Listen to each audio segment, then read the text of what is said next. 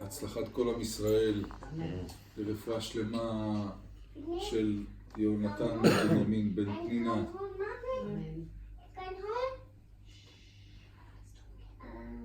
בעזרת השם, רציתם שאני אדבר על ההפטרה של יום ראשון של שבועות. פה בגולה אנחנו חוגגים יומיים, אז ההפטרה של יום א'. Should I speak in English?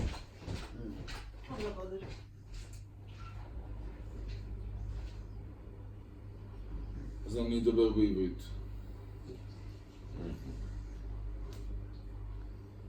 באמת, זה נושא מאוד מאוד מאוד מסובך ומסובך ומורכב שביקשתם ממני לדבר עליו, ויש הרבה דעות בחז"ל שאוסרים לדבר על ההפטרה הזאת מהרבה סיבות. אחת מהן היא מעשה מרכבה. מעשה מרכבה זה לא משהו שלומדים אותו בקבוצה. זה משהו שאתה יכול ללמוד לבד עם עצמך.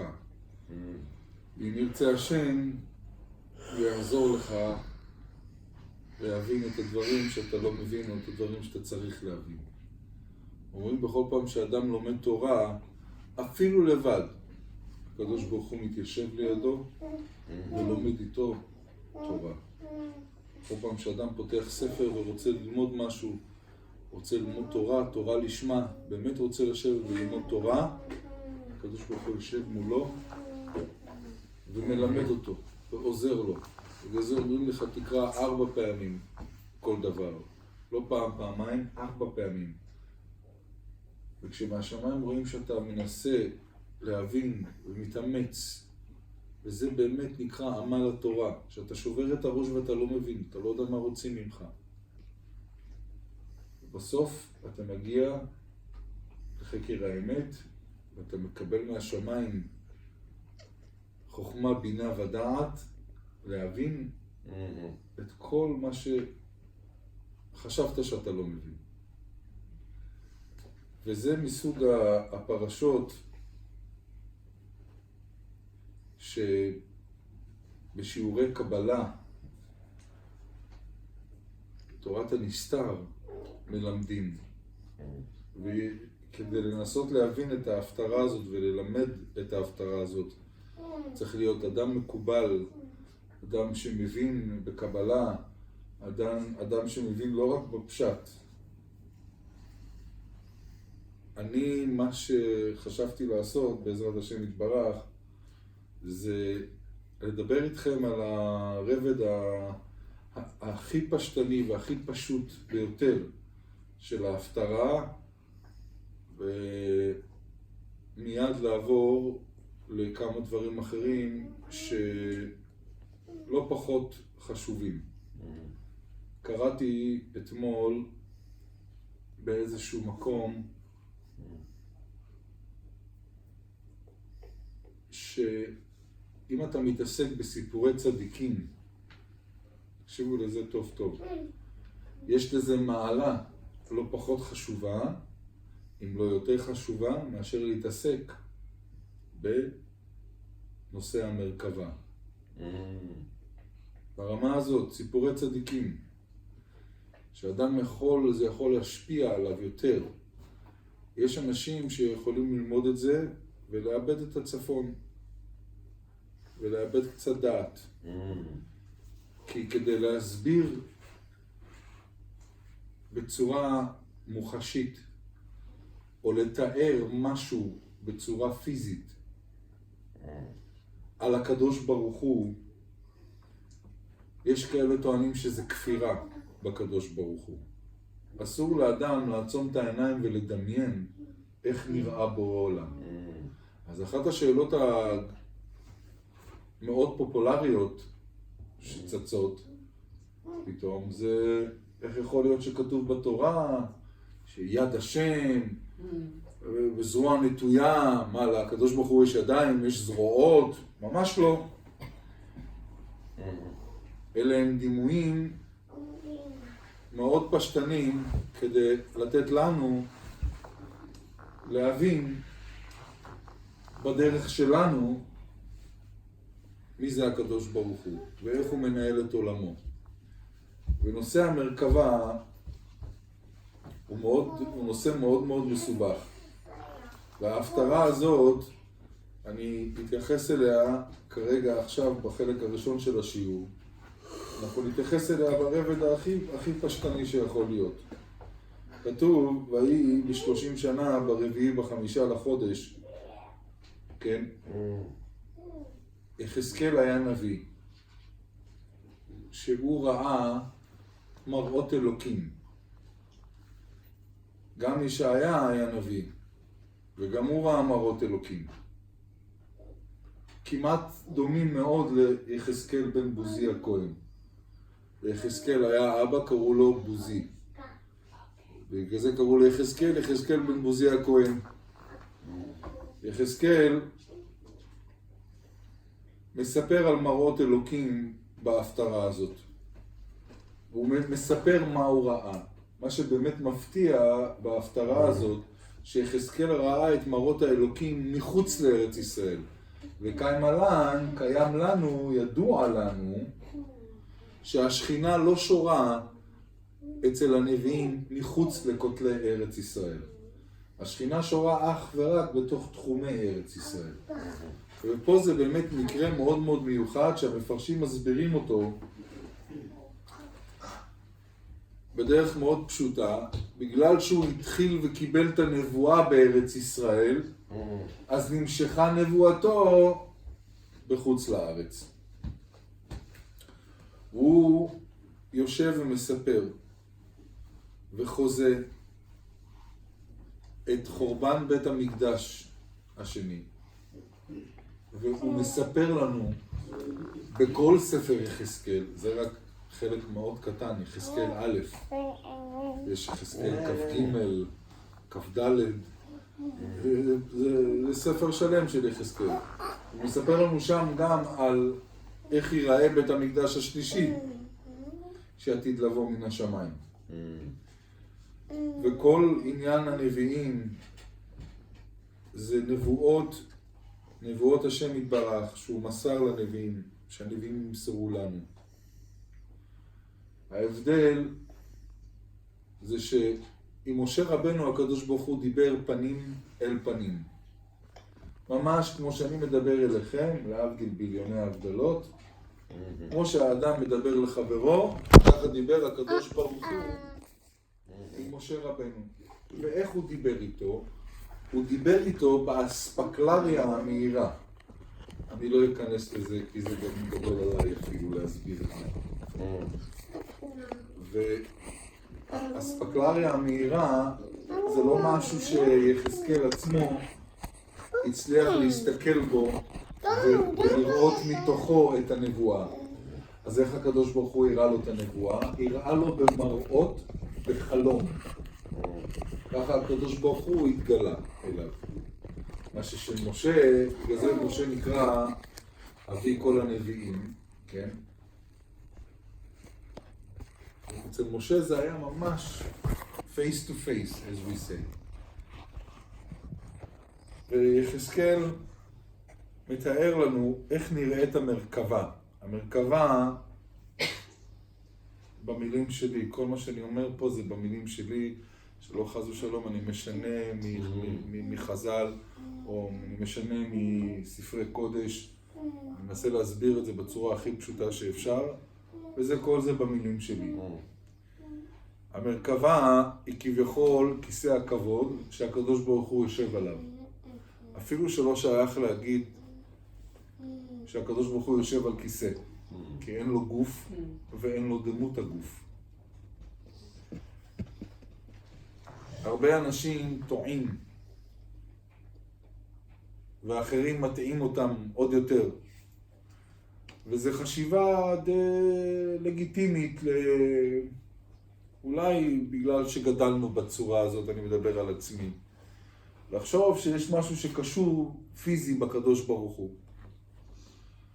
מה שאין כן, שום דבר לא קשור בפיזי בקדוש ברוך הוא. הקדוש ברוך הוא כולו זה רוחני. כולו זה משהו שאנחנו לא יכולים לתאר. זה לא רוחני מלשון רוח, שאתה יכול לראות איזה רוח פרצים מגיעה או משהו, אתה לא יכול לראות את זה. העיניים שלך זה לא עיניים שיכולות לראות משהו רוחני. אתה יכול להרגיש את זה. אתה יכול להרגיש את זה כמו שאתה מרגיש שמחה, כמו שאתה מרגיש עצב חס ושלום. כמו שאדם יש לו רגשות, הוא מרגיש... תחשבו עכשיו, יש איזה... תחשבו עכשיו...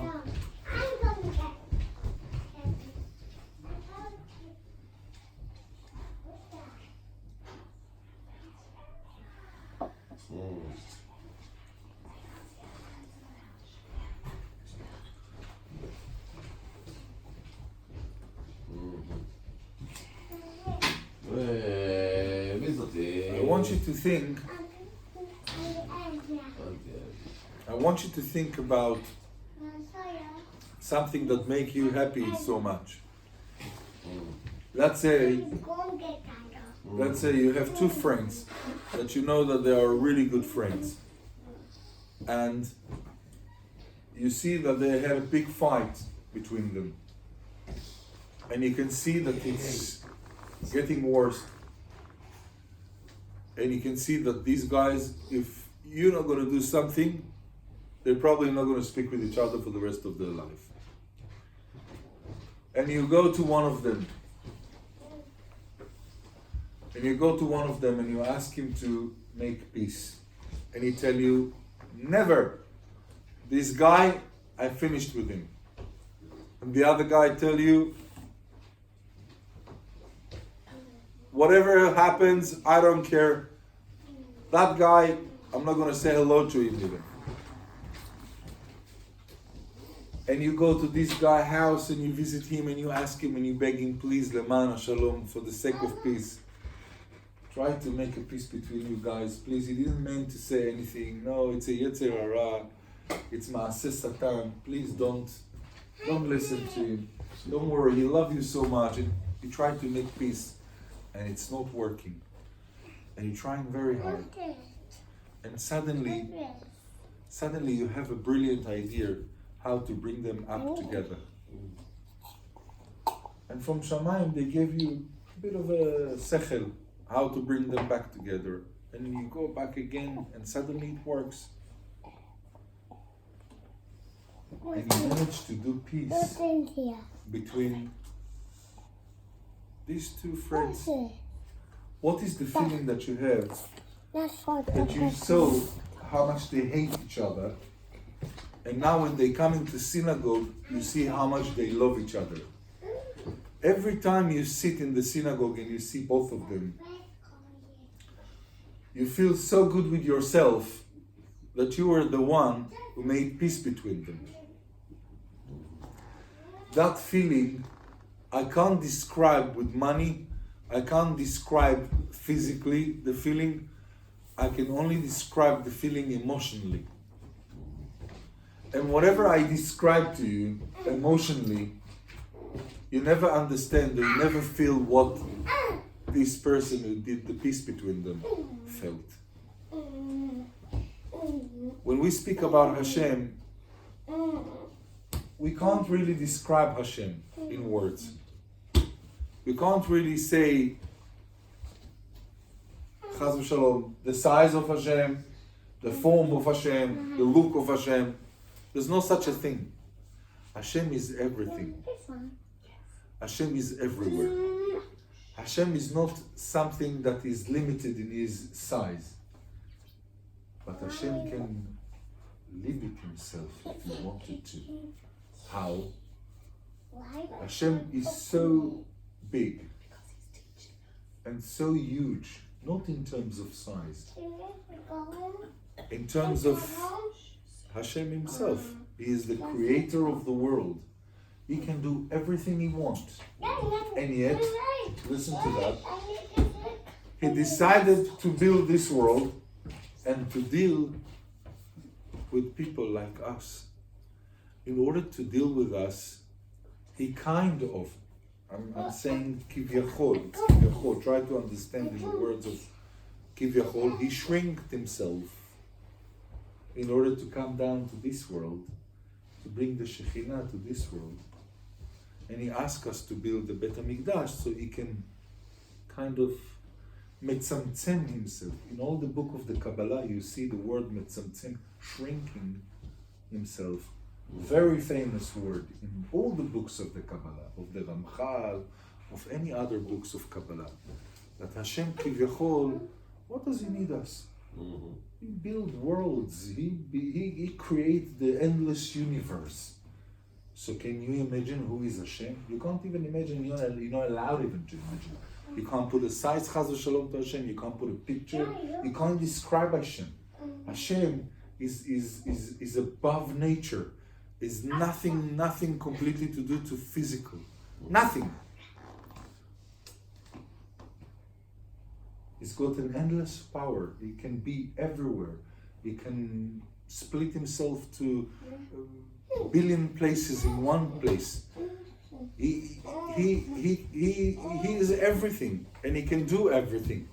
He can do things that our brain is not even trained to understand who is Hashem. Comes the Navi Cheskel and tell us in this Haftarah of Shavuot that he saw where is the chair of Hashem. Where is the chair, the Kiseh? Where is the chair that Hashem sit on? And how many angels is around him? What a kavod, what a respect they give him. But these are only dimuim. It's only a kind of images that he saw in his own eyes. So he's trying to explain you in his word what he saw. And it's nothing to compare to who is really Hashem is. And he tells you that four holding the Merkava, holding the chair of Hashem. The king of animals, which is the lion, Aryeh. The king of the beasts, which is the ox, Shor. The Nesher, Melech HaOfot, and Adam. Yeah, Melech al Bnei Adam. Adam. The Adam HaRishon, the first Adam HaRishon, he is one of the four who's holding the Merkava. And in this description, he gives you the look of all the angels that surrounding the Merkava. And it's very deep. We can't even go through it and understand it. Yeah?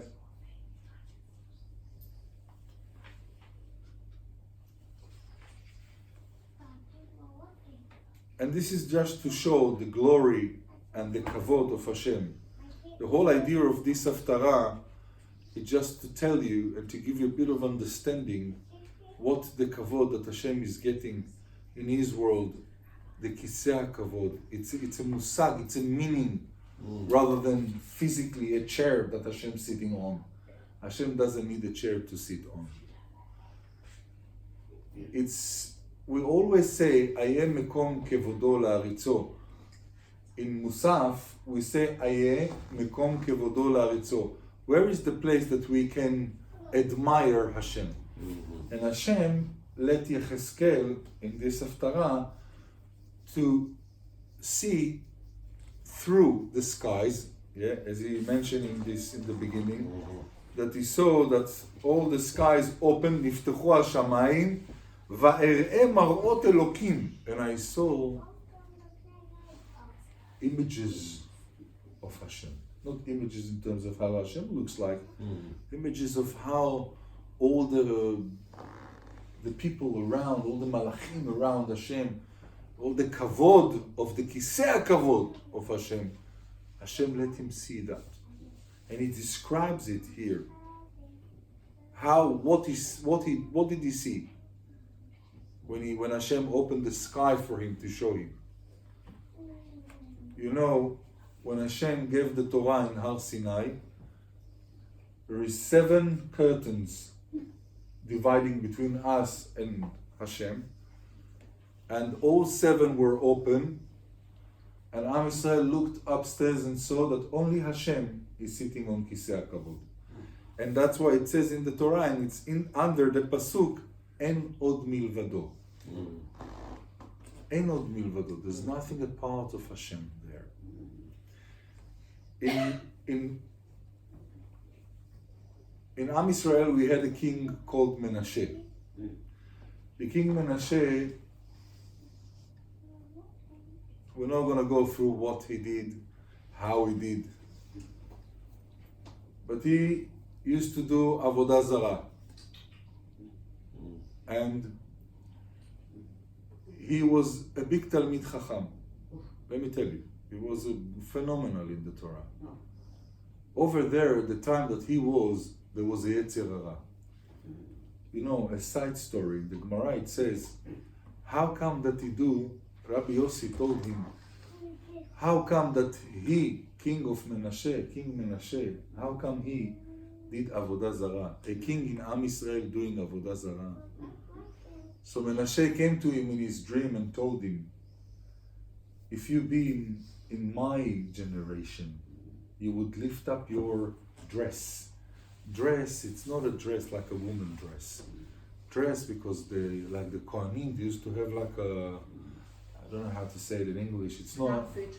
The outfit? Yeah, kind of an outfit that doesn't have trousers or anything like that. It's just like a Moroccan kind of jalabia, right? That's kind of thing. So he told him to Rabbi Yossi, if I'm not mistaken, you should check me. He told him, if you've been in my generation, Menashe came to him in his dream, and he told him, if you've been in my generation, you would lift up your dress and you would run to do Avodah Zarah. Because the Yetzer Hara is Avodah Zarah. In our generation, Yetzer Hara, it's on money, women. That's what the Yetzer Hara in our generation is. Lehavdil, Yetzer Hara in back at the time was Avodah Zarah. So everyone is asking, how come Menashe? What are you judging Menashe? Menashe was a king, was a big Talmid Chacham, he was Gadol BaTorah, and yes, he was doing Avodah Zarah. And one time, the enemy catch Menashe. And I'm saying the story in my words again, so we can really get deep inside the story and understand what's going on. But this is the truth, that's the story. They catch him, and they put him inside a pot with water, and they took charcoals, and they made fire, and they start to cook him, to boil him for a soup, to make a soup with Menashe inside. That's what the enemy did. When he was inside, before the water started to boil, Menashe said, Menashe called all the Avodah Zarah in the world. He called to this Avodah Zarah, to that Avodah Zarah. Obviously, we all know that no one answered him. When you come to the point that you need to call to Hashem, he told Hashem the following. If you take me out of here, I promise you, I'll make a tshuva, and I stop doing Avodah Zarah, and I completely coming back to you, Hashem, just take me out of here. But if you're not taking me out of here, you're exactly the same, chas v'shalom, as all the other Avodah Zarah in the world. Because I called all of them and none of them came to save me. Now I'm calling you. If you take me immediately from here, I understand your existence and I worship you, Hashem, for the rest of my life. Hashem immediately went to take Menashe from the pot. But guess what? All the malachim, all the angels in Shamayim, they took the keys of the gate that all the people that come from this world to the next world, they're going through that gate. They close the gate and they throw the keys. They told Hashem, Menashe is not welcome here in Shamayim. He was making Avodah Zarah, he was Machti Rabim in Am Yisrael, what Menashe did. There's no tshuva for Menashe. And Hashem said, I created the tshuva, and the tshuva is for everyone, even for Menashe. And the Malachim had kind of, it's in my word, the Malachim had a fight with Hashem, fight which means they said, with all the respect Hashem, if you want, you can do whatever you like, but we are Malachei Shamayim, we don't give the key, we lock the doors of heaven, and no one is coming in.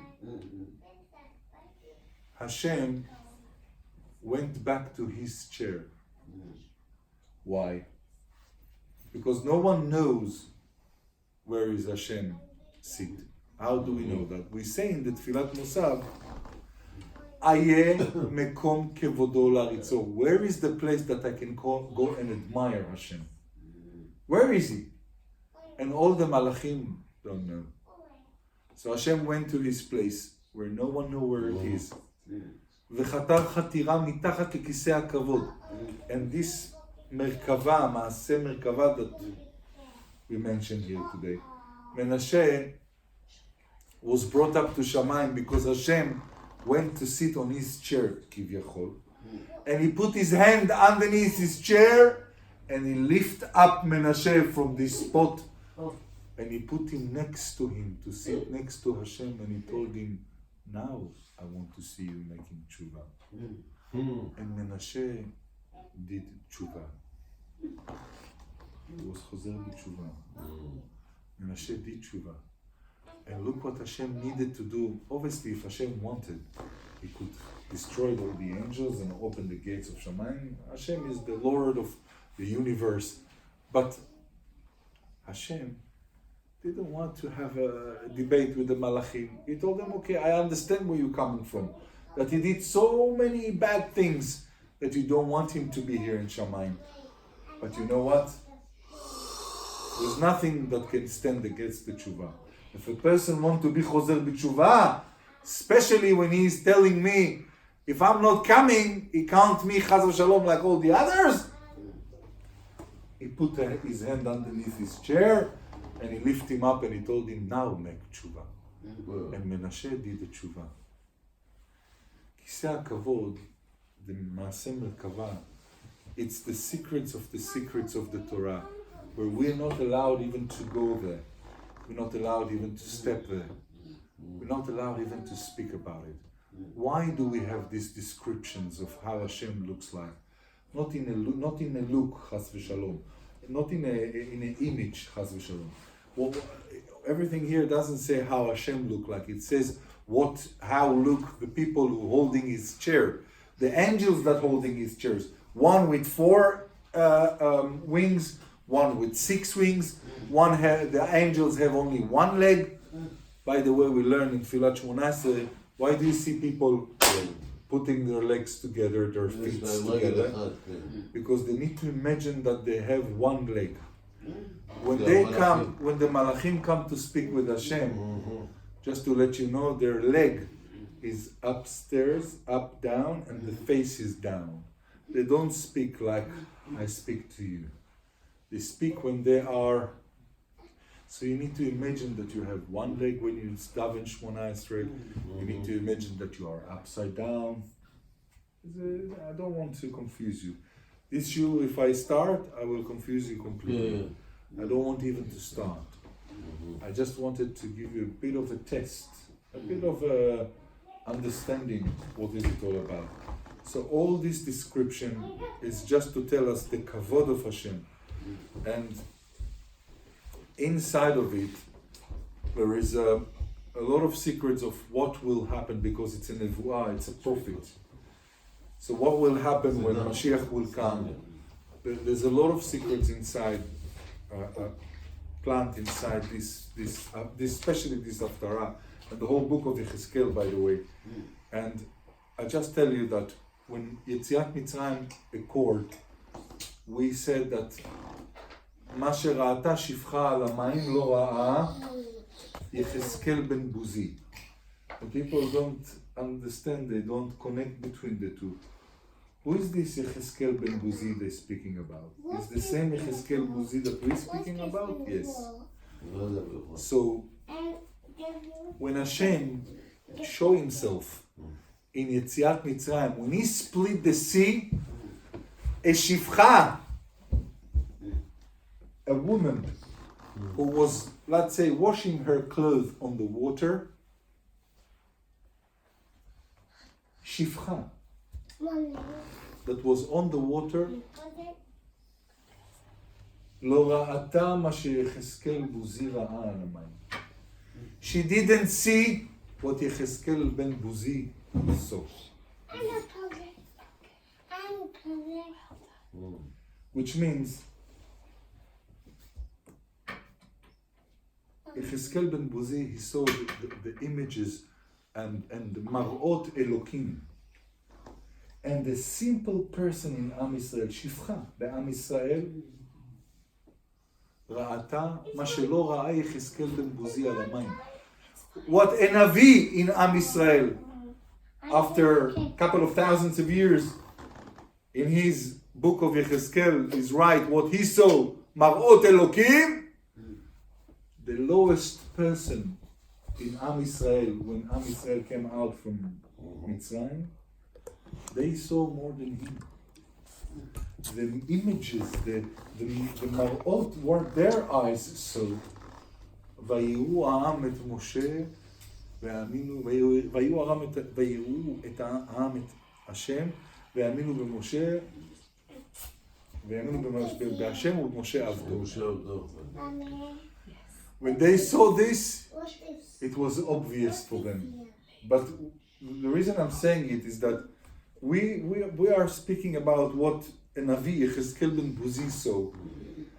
And I just want to tell you that the simplest person in Am Yisrael saw much more than him in the time when we all came out from Mitzrayim.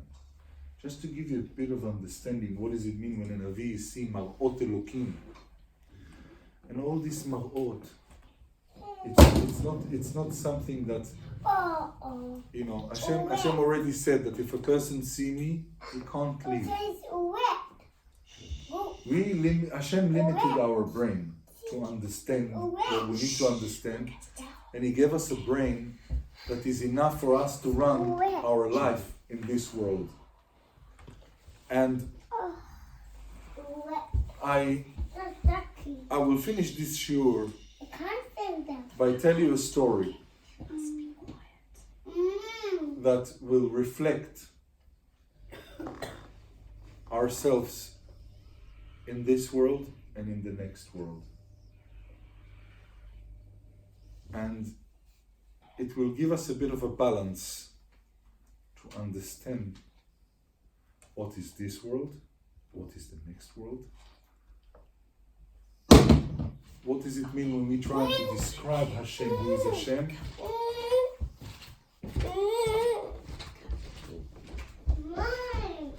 And we'll finish with that, because I need to go.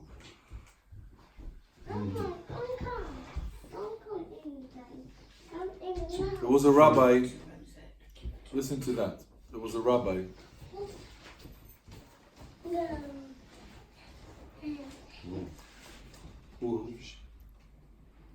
who was about to leave this world. And he had a son that he just did a bar mitzvah for him. And he knew that his time is up. So he went to his talmid, his student, that he teach him Torah. And he told him, my dear student, I'm about to leave this world. I want you to keep an eye on my son. And he told him, Rebbe, where are you going?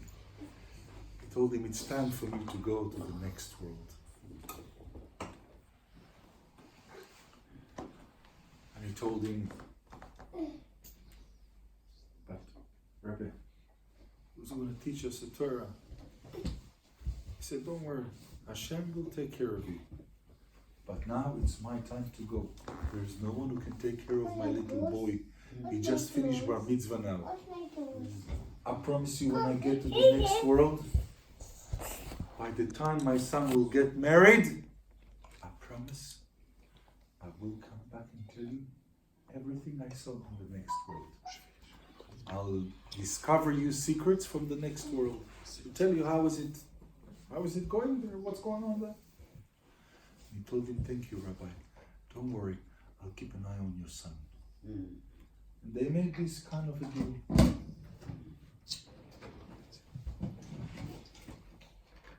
Oh, Abba. I heard this story from Rabbi Doron, It's Abba. by the way. So It's only water. he went to the next world. And the time is coming. And the boy getting married. He didn't show up. Before the Chatan and Kala need to come out and go to the chuppah, they're making a tish. You need to sign. The Talmid need to sign for the son of the rabbi that become already 19 years old. He need to get married. And the Talmid of this rabbi says, I'm not coming, I'm not standing, I'm not leaving this chair.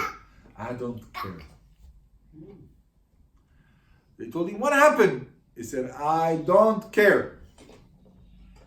He promised me something. Until I'm not going to get it, there's not going to be a wedding today. A big noise in Shamayim. Rash Gadol Bashamayim. The son of the rabbi, what are you doing? You need to get married. He stopped all the event in the middle of the night. He said, I don't care. I'm not signing. There's no edim. I don't care. This boy won't get married until his father, my Rebbe, will come and tell me what's going on. He promised to discover himself.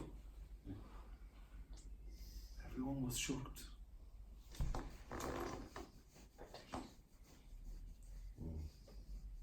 Everyone left the room to consult, to speak about it. What are we going to do? Are we going to get another Dean witnesses? Let him stay in the room. We'll make another wedding. What's going on? What are we going to do? People waiting. They said, okay, let's think about something. By the time they were thinking about something, he was very sad. He knew that he's not maybe doing the right thing, but he was upset that his rabbi promised him something and never came back to him. And he put his hand like that, and he held his head, and he suddenly fell asleep. And when he fell asleep in his dream, the rabbi came to him and told him, what is going on? Why did you disturb me in my peace? The Talmid, the student, tell him, I disturbed you in your peace? I've been waiting for 6-7 years for you to come back. Every minute of these 7 years looked to me eternity. And you're talking with me about disturbing you? You promised me you're going to show yourself by the time of the wedding. Where have you been? He said, what? 7 years? What are you talking about? How can you say 7 years? High five. He told him, what do you mean? You passed away 7 years ago. He said, impossible. I want to tell you what happened, and that's the truth. And that's explained me now everything why I didn't come to see you. You remember I spoke with you in the room and I told you to keep an eye on my son? When you left, I went to sleep and I put myself in bed, and suddenly I saw that people coming, and they opening the door of my house without my permission. And they calling me and they was worried about me. It looks like they thought maybe something happened to me. And I tell them I'm okay, I'm fine, I'm good. What do you want from me? All good. Please close the door. I'm in my bed. I'm in my pajama. Can you please close the door? It's very cold. And they're not listening to me. They're taking me and they put me down on the floor. And I'm telling them, what are you guys doing? And they put a lot of candles around my head. And they start to make ashkava on me. I tell them, are you guys crazy? I'm alive! Close the door, it's getting cold! And they start to take off my pajama. And they wanted to put tachrichim on me. I was shocked, it was so cold. I was so embarrassed. I was naked in front of all these guys came from town. They need to see the rabbi like that. I was in so much sorrow. And you won't believe what happened. They took me. And I'm alive. And they taking me to the cemetery. They put me in a freezer. I tell you, I never felt cold like that in my life.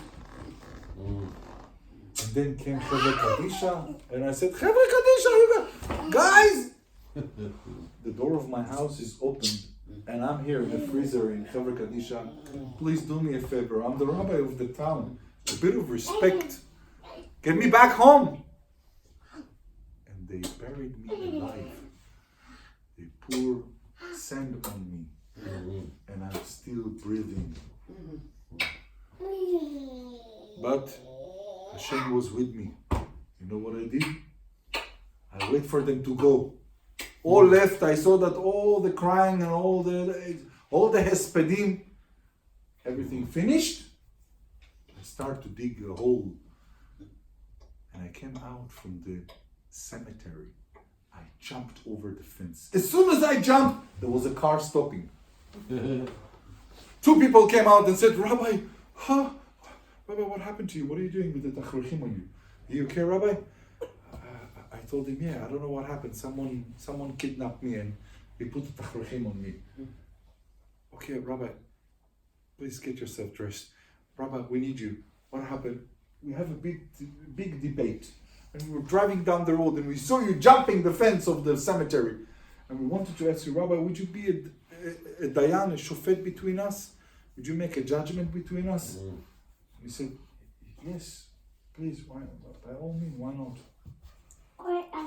And they said, this guy, he took some money from me and he promised to bring it back, and then he said, now the business is not good. And he said, hold on a second.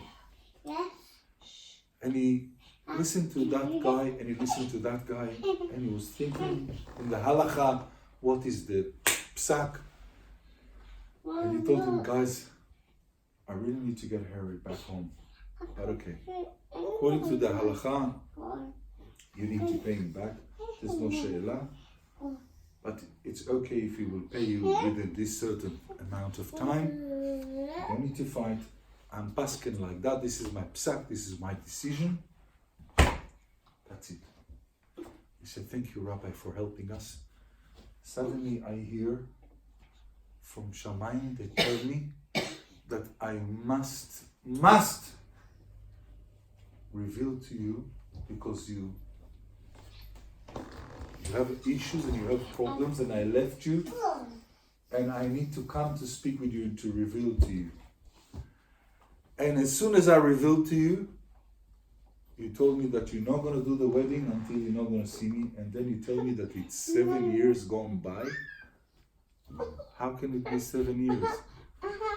Everything what happened was like maybe 4-6 hours. And he understood that in time of dimension of this world, we don't understand what is time in the next world. We don't understand what is the neshama. This was the journey of his neshama, where he need to find his place in Gan Eden.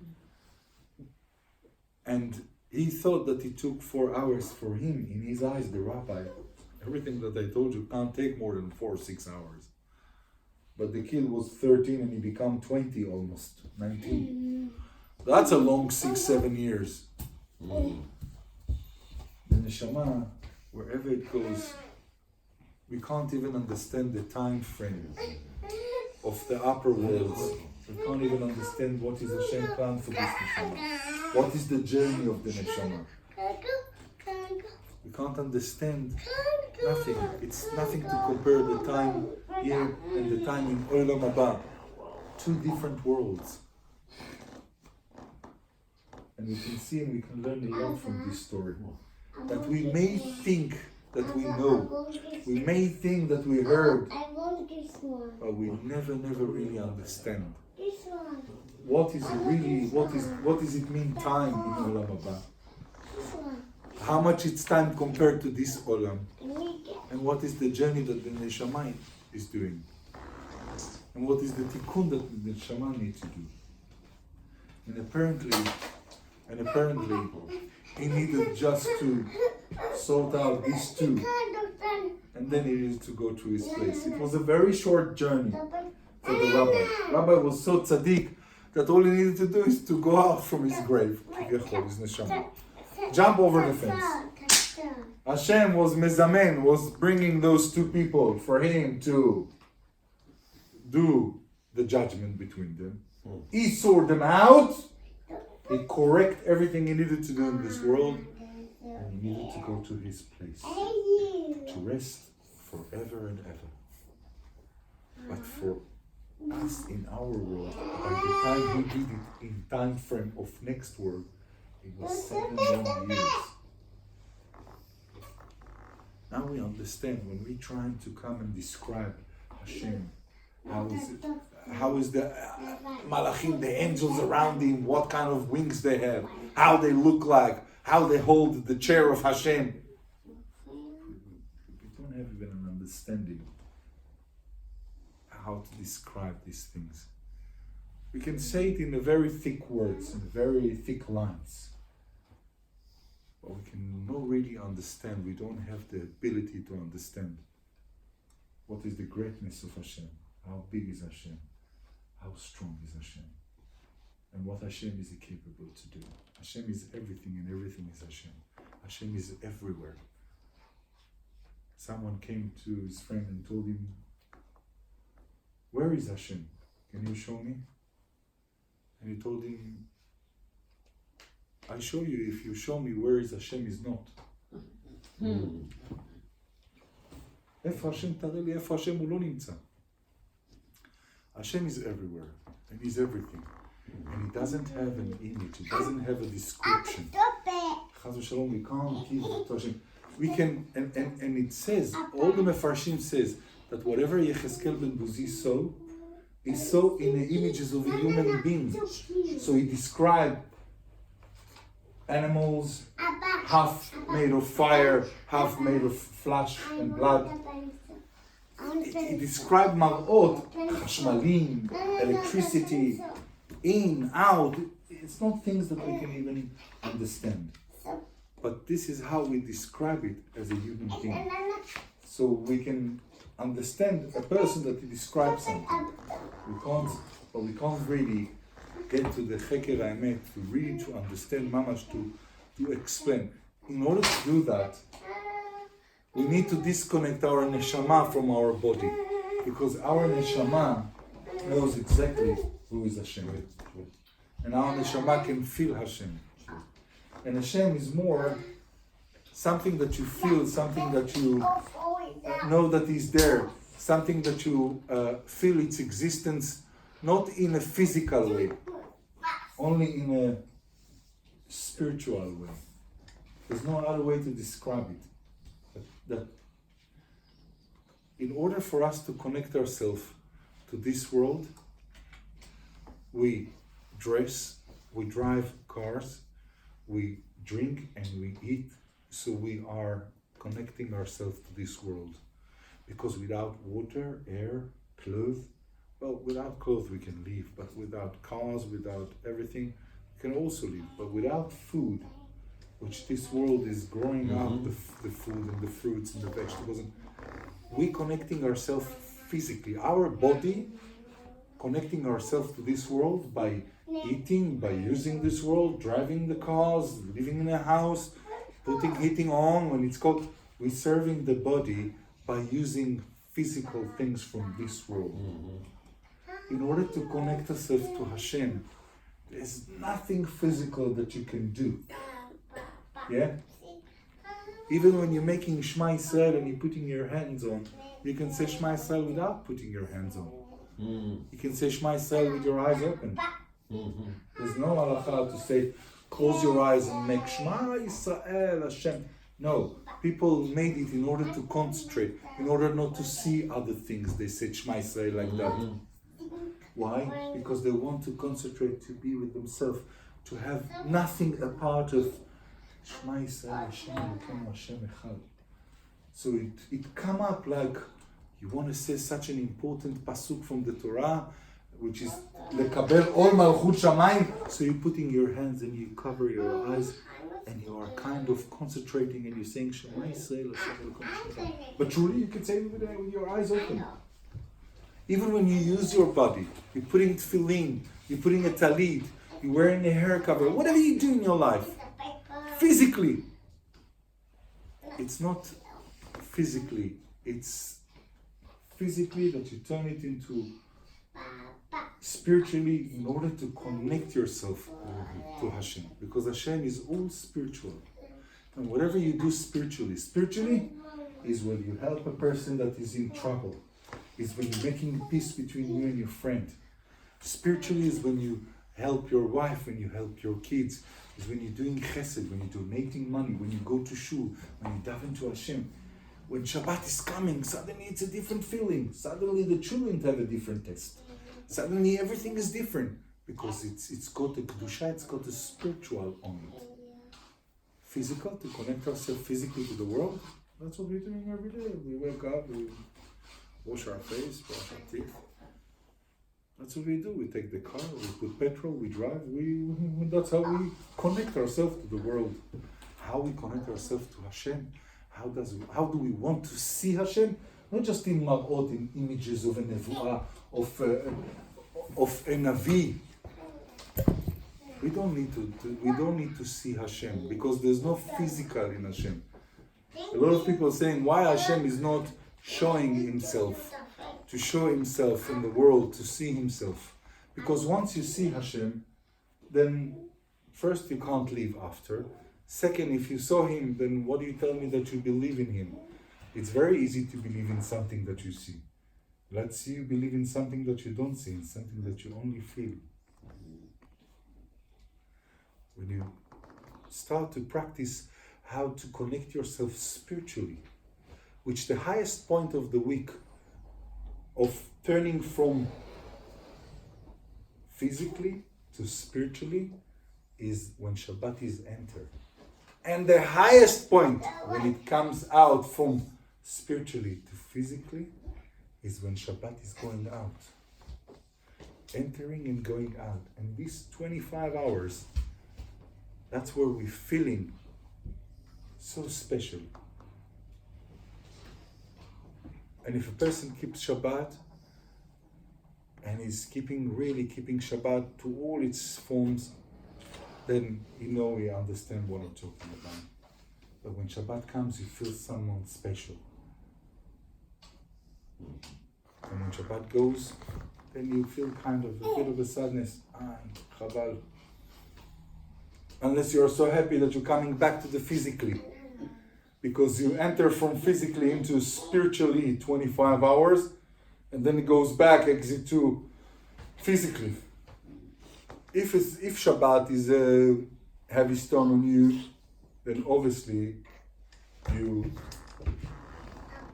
want to go out as quickly as possible. But if Shabbat is not like a stone for you, it's not like a heavy weight on you, and you're happy and you enjoy the Shabbat, and you see the spiritual of the Shabbat, then you really feel a bit of sadness when Shabbat comes out. You wish you wanted to be a little bit more. בעזרת השם, יהי רצון שכולנו נלמד איך לחבר את עצמנו, how to connect ourselves spiritually to Hashem. Because you can't connect yourself physically. Physically, if you do everything physically that you need to do in this world in order to keep the neshama inside your body, because the body is physically, but when you do it l'shem shamayim. You eat because you need the body to survive, so the neshama can continue to be existent and worship Hashem. You don't eat because you are hungry and now get me 3 kilos of meat, please, because I'm hungry. No, I'm hungry. You eat because you be mechaven that you're eating, and whatever you're doing in this world is in order to worship Hashem. And then you see that suddenly your food becomes spiritually. Then your health is better. Then your feeling is better. You feel more happy. You feel more satisfied, because whatever you do l'shem shamayim. Whatever you do in this world is to serve Hashem. ברוך ה' לעולם אמן ואמן. ברוך, יישר כוח.